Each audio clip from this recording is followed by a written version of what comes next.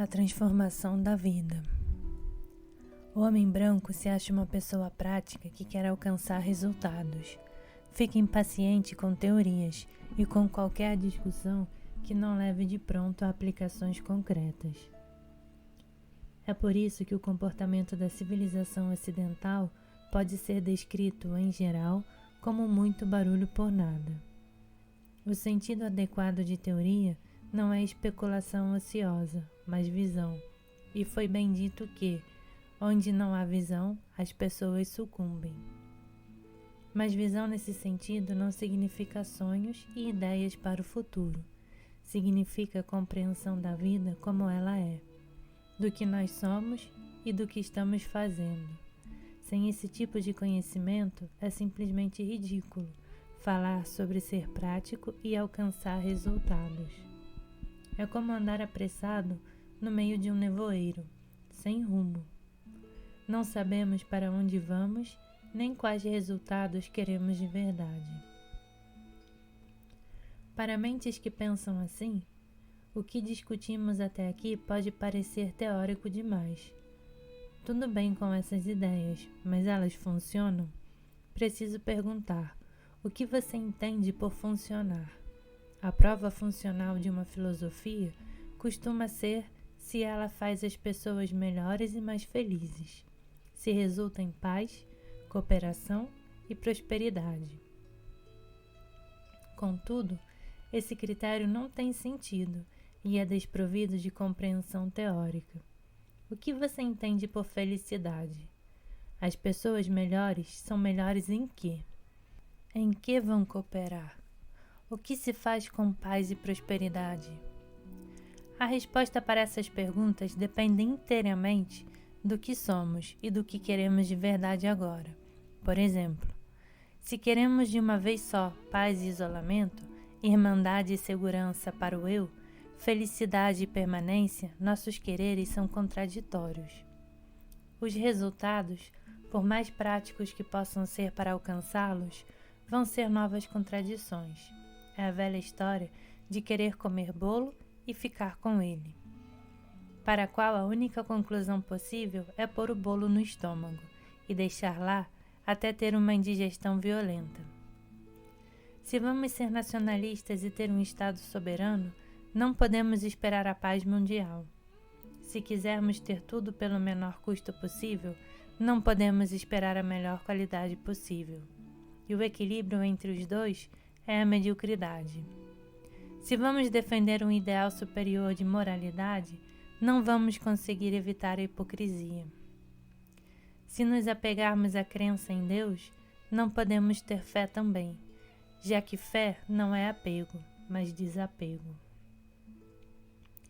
Depois de decidir o que de fato queremos, sobram, na verdade, vários problemas práticos e técnicos, mas não adianta nada discuti-lo antes da decisão. No entanto, não há como tomar a decisão enquanto a mente estiver dividida em duas, enquanto o eu for uma coisa e a experiência for outra. Como a mente é a força orientadora por trás da ação, a mente e sua concepção de vida precisam se curar, antes que a ação só consiga ser conflito.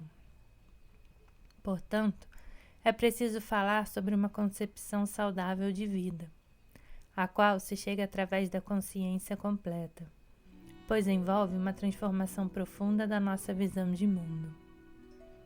Na melhor descrição possível, essa transformação consiste em saber e sentir que o mundo é uma unidade orgânica.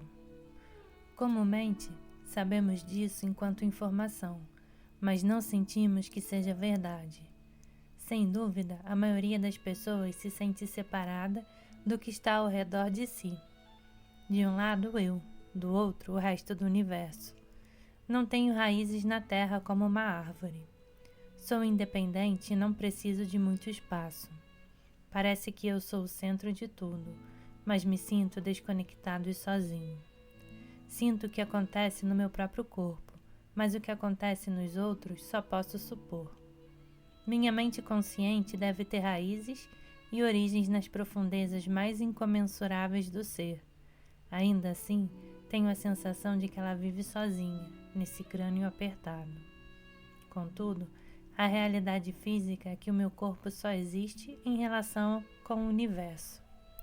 E de fato, estou tão ligada ao universo e sou tão dependente dele quanto uma folha é dependente de uma árvore. Sinto que estou desconectado só porque estou dividido dentro de mim, porque tento me separar dos meus próprios sentimentos e das minhas próprias sensações. Portanto, o que eu sinto parece alheio a mim. E, ao tomar consciência da irrealidade dessa divisão, o universo deixa de parecer alheio. Pois sou o que sei sou eu. A sensação de uma casa do outro lado da rua ou de uma estrela no espaço sideral não é menos eu que uma coceira na sola do pé ou uma ideia na cabeça. Em outro sentido, também sou o que não sei. Não tenho consciência do meu próprio cérebro enquanto cérebro. Da mesma forma, não tenho consciência da casa do outro lado da rua como algo separado da sensação que causa em mim. Conheço meu cérebro como pensamentos e sentimentos, e conheço a casa como sensações. Do mesmo jeito e no mesmo sentido que não conheço meu próprio cérebro, nem a casa como uma coisa em si. Não conheço os pensamentos particulares do seu cérebro. Mas o meu cérebro, que também sou eu, o seu cérebro e os pensamentos dentro dele, assim como a casa do outro lado da rua, são formas de um processo essencialmente emaranhado, chamado mundo real. Por mais ou menos consciência disso que eu tenha, tudo sou eu no sentido em que o sol, o ar e a sociedade humana são tão vitais para mim quanto o meu cérebro ou meus pulmões. Se, portanto, este cérebro é o meu cérebro, por mais inconsciente disso que eu esteja, o sol é o meu sol, o ar é meu ar e a sociedade é a minha sociedade. Sem dúvida, é impossível mandar o sol assumir o formato de um ovo, ou forçar o cérebro a pensar de modo diferente. Não posso ver o que há dentro do sol, nem compartilhar dos sentimentos íntimos que você tem. Ainda assim, tampouco posso mudar o formato ou a estrutura do meu próprio cérebro, ou ter a sensação de que ele é uma geringonça em forma de couve-flor. Mas, se o meu cérebro, apesar disso, sou eu, o sol sou eu, o ar sou eu, e a sociedade da qual você é um membro também sou eu, pois tudo isso é tão essencial para a minha existência quanto o meu cérebro. Que exista um sol independente do que percebo é uma dedução. O fato de que eu tenha um cérebro, embora não possa vê-lo, é uma dedução da mesma maneira. Só conhecemos essas coisas em teoria, não por experiência imediata. Mas esse mundo externo de objetos teóricos é aparentemente uma unidade tanto quanto o mundo interno da experiência. Pela experiência, entendo que o mundo externo existe. E como a experiência é uma unidade, eu sou minhas sensações. Devo deduzir que esse universo teórico é uma unidade, que meu corpo e o mundo formam um único processo. Pois bem, há muitas teorias sobre a unidade do universo, mas nenhuma livrou os seres humanos do isolamento do egotismo, do conflito e do medo da vida, pois há uma imensa diferença entre dedução e sentimento. É possível entender que o universo é uma unidade sem sentir que seja. É possível estabelecer a teoria de que seu corpo é um movimento de um processo contínuo que inclui todos os sóis e todas as estrelas, e ainda assim continuar se sentindo separado e sozinho. Pois o sentimento não corresponde à teoria, até que se descubra a unidade da experiência interior. Apesar de todas as teorias, você vai sentir que está isolado da vida, enquanto estiver dividido por dentro. Mas deixamos de nos sentir isolados quando reconhecemos, por exemplo, que não temos uma sensação de céu. Somos a sensação. No que diz respeito a sentimento, A sensação do céu é o céu, e não existe você, separado do que você sente. Percebe e sabe. É por isso que os místicos e muitos poetas dão voz ao sentimento de que são parte do todo, ou de que estão unidos com Deus, ou como o Sr. Edwin Arnold exprimiu: deixando o ego para trás, o universo se torna eu. Às vezes, de fato, isso é mero sentimentalismo. O poeta, que é parte da natureza, só enquanto ela está de bom humor. Não vivo em mim, mas me torno parte do que me circunda, e para mim, montanhas altas são um sentimento, mas o zumbido das cidades humanas tortura. Não vejo nada detestável na natureza, exceto ser um elo relutante em uma corrente carnal, preso entre criaturas, quando a alma pode ir-se. E com o céu, com o ápice e com a simplicidade ondulante do oceano, das estrelas, mesclar-se e não em vão. Esse arrebatamento rural de Byron é irrelevante. Ele só se acertou com a natureza na medida em que se entendeu com a sua própria natureza humana. Moscas gostam que o mel seja doce, mas não que seja grudento. Por isso, ele se vê como um elo relutante em uma corrente carnal, preso entre criaturas. Sentimentalistas não olham para as profundezas da natureza e enxergam existências indolentes que passam por lá, suspensas ou rastejando lentamente perto do fundo. O tubarão de olhos de chumbo, o leão marinho, a tartaruga, a foca leopardo peluda e o ratão. As paixões, guerras, buscas, tribos, à vista daquelas profundidades oceânicas, respirando aquele ar pesado e respirável. O ser humano precisa descobrir que tudo o que contempla na natureza, o mundo das profundezas do oceano, estranho e longínquo, os ermos de gelo, os répteis do pântano, as aranhas e os escorpiões, os desertos de planetas sem vida, tem uma contrapartida dentro de si mesmo. Ele não estará, portanto, em sintonia consigo mesmo, até perceber que esse avesso da natureza e os sentimentos de terror causados por ele também são eu. Pois todas as qualidades que admiramos ou detestamos no mundo, ao redor de nós, são reflexos de dentro, embora de um dentro que também é um além inconsciente, vasto e desconhecido. Nossos sentimentos a respeito do mundo peçonhento do ninho das vespas e do poço de cobras são sentimentos a respeito dos aspectos escondidos de nossos próprios corpo e cérebro e de todas as potencialidades deles, para arrepios pouco familiares, doenças de aparência ruim e dores inimagináveis. Não sei se é verdade, mas dizem que alguns dos grandes sábios e iluminados tem um poder aparentemente sobrenatural sobre feras e répteis, que são sempre perigosos para os mortais comuns. Se for verdade, sem dúvida isso se dá porque eles são capazes de viver em paz com as feras e os répteis dentro de si mesmos. Não precisam chamar o elefante selvagem de bimote, nem o monstro marinho de Leviatã. Podem se dirigir a eles com familiaridade, como narigão e pegajoso. O sentido de unidade com o todo não é, no entanto, um estado de espírito nebuloso, um tipo de transe, no qual toda forma e toda distinção são abolidas, como se o ser humano e o universo se fundissem em uma névoa luminosa de cor malva claro. Assim, como processo e forma, energia e matéria, minha pessoa e a experiência são nomes para a mesma coisa e jeitos de enxergá-la.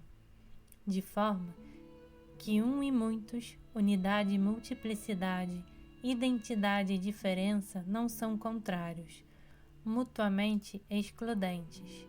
Um é o outro, assim como o corpo é seus vários órgãos. Descobrir a variedade é unidade, e que unidade é variedade significa perceber que ambas as coisas são palavras e sons que representam o que é, ao mesmo tempo óbvio de perceber e sentir, e um enigma para a lógica e para a capacidade descritiva. Um jovem, em busca de sabedoria espiritual, se coloca sobre os ensinamentos de um homem santo famoso. O sábio o coloca como assistente pessoal, e depois de uns meses, o jovem reclama que até aquele ponto ainda não tinha recebido ensinamento nenhum. Como assim? Exclamou o homem santo. Quando você trouxe o arroz, eu não comi? Quando você trouxe o chá, não bebi? Quando você me cumprimentou, não devolvi o cumprimento? Quando deixei de lhe dar ensinamento? Acho que não entendi, o jovem disse, completamente desnorteado. Quando você quiser examinar algo, seja direto no seu olhar. Se começar a pensar, tudo se perde. Colho crisântemos junto à cerca oriental. Olho em silêncio para as montanhas do sul. Os pássaros voam para casa em pares, através do ar suave das montanhas ao cair da noite.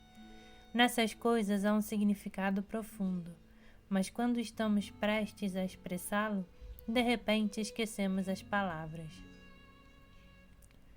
O significado não está na atmosfera contemplativa, crepuscular e talvez superficialmente idílica de que os poetas chineses gostam tanto.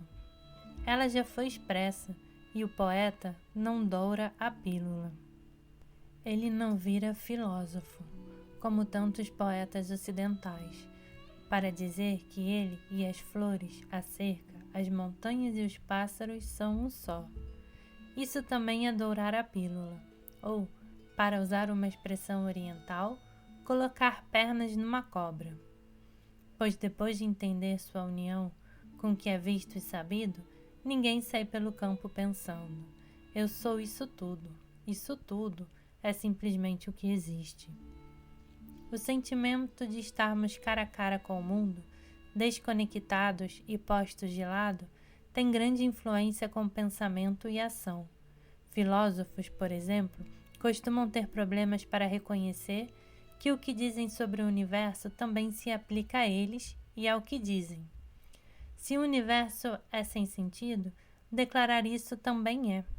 Se o mundo é uma armadilha viciosa, o mesmo pode ser dito de quem o acusa, o roto falando do esfarrapado. No sentido mais estrito, não podemos pensar nada sobre vida e realidade, pois isso teria que incluir pensar sobre pensar, pensar sobre pensar sobre pensar, e assim ad infinitum. Só podemos tentar desenvolver uma filosofia descritiva e racional do universo com base na suposição de que somos completamente separados dele. Mas caso você e seus pensamentos façam parte do universo, você não pode sair deles para descrevê-los. É por isso que todos os sistemas filosóficos e teológicos acabam caindo por terra. Para conhecer a realidade, não é possível ficar fora e defini-la. É preciso entrar nela, ser a realidade e senti-la. A filosofia especulativa, como a conhecemos no Ocidente, é quase toda um sintoma da mente dividida, do ser humano tentando sair de si mesmo e da experiência para verbalizá-la e defini-la. É um círculo vicioso, como tudo que vem da mente dividida.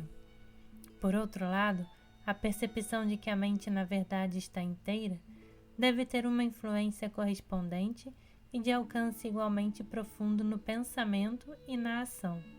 Assim como o filósofo tenta sair de si mesmo e do seu pensamento, também o sujeito comum, como vimos, tenta sair de si mesmo e de suas emoções e sensações, de seus sentimentos e desejos.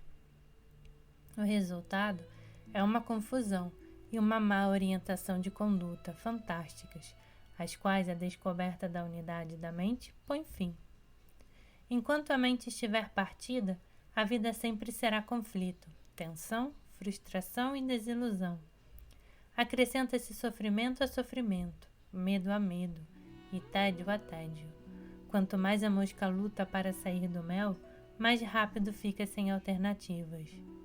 Sobre a pressão de tanto esforço e futilidade, não é de se espantar que muita gente busca alívio na violência, no sensacionalismo e na exploração desenfreada do corpo, dos apetites, do mundo material e dos outros humanos. O que isso acrescenta às dores necessárias e inevitáveis da inexistência é incalculável. Mas a mente indivisa está livre dessa tensão de sempre tentar sair de si mesmo e estar em outro lugar em vez de aqui e agora. Cada momento é vivido por completo. Isso acarreta a sensação de realização e completude. A mente dividida se senta à mesa de jantar e belisca um prato depois do outro, apressada, sem digerir nada, sem saber qual é o melhor. Não acha nada bom porque não sente o gosto de nada de verdade. Quando, por outro lado, percebemos que vivemos neste momento agora, que na verdade somos este momento e nenhum outro, que além dele, não há passado nem futuro. É preciso relaxar e sentir o gosto ao máximo, seja de prazer ou de dor. Logo, se torna óbvio porque este universo existe, porque seres conscientes foram produzidos, o porquê dos órgãos sensoriais, o porquê do espaço, do tempo e da mudança. Toda a questão de justificar a natureza, de tentar fazer com que a vida signifique algo em termos de futuro, desaparece completamente. Obviamente, tudo existe para este momento. É uma dança, e quem dança não tem intenção de chegar a lugar nenhum. A pessoa anda para lá e para cá, mas sem a ilusão de estar buscando algo ou fugindo do inferno. Há quanto tempo os planetas estão circundando o Sol? Eles estão indo a algum lugar? E aumentam a velocidade cada vez mais para chegar lá? Quantas vezes a primavera chegou na Terra? Ela chega mais rápido e mais enfeitada a cada ano para garantir que vai ser melhor que a primavera passada, e se apressa para ser primavera das primaveras? O sentido e o propósito da dança são a dança. Assim como a música, a dança se completa a cada momento. Não se toca uma sonata para chegar ao último acorde, e se o significado das coisas simplesmente estivesse nos fins, os compositores não escreveriam nada além de finais. Contudo, deve-se observar de passagem que a música mais característica da nossa cultura é progressiva em alguns aspectos, e às vezes parece estar decididamente voltada para um clímax futuro. Mas quando chega lá, não sabe o que fazer de si mesma. Beethoven, Brahms e Wagner são especialmente culpados de elaborar clímax e conclusões colossais e repetir o mesmo acorde sem parar, destruindo o momento por se recusar a deixá-lo. Quando cada momento se torna uma expectativa, a vida fica privada de realização, e a morte é temida, pois parece ser o fim da expectativa. A esperança é a última que morre, e para quem vive de esperança, a morte é o fim. Mas para a mente indivisa, a morte é outro momento, completo como todo momento, e não pode entregar seu segredo até ser vivido ao máximo. E me entrego com uma vontade. A morte é o epítome da verdade que diz que a cada momento somos lançados no desconhecido. Todo apego à segurança é forçado a acabar, e onde quer que o passado seja descartado e abandonado com segurança, a vida se renova. A morte é o desconhecido que todos vivemos antes do nascimento. Nada é mais criativo que a morte, já que ela é o segredo da vida. Isso significa que o passado deve ser abandonado e que não é possível evitar o desconhecido, que o eu não pode permanecer e que nada pode ser fixado definitivamente. quando alguém sabe disso, vive pela primeira vez na vida. Quem prende o ar, perde a respiração. Quem solta o ar, respira. Enquanto você não sabe como morrer e voltar a viver, você é apenas um viajante digno de pena, nesta terra sombria.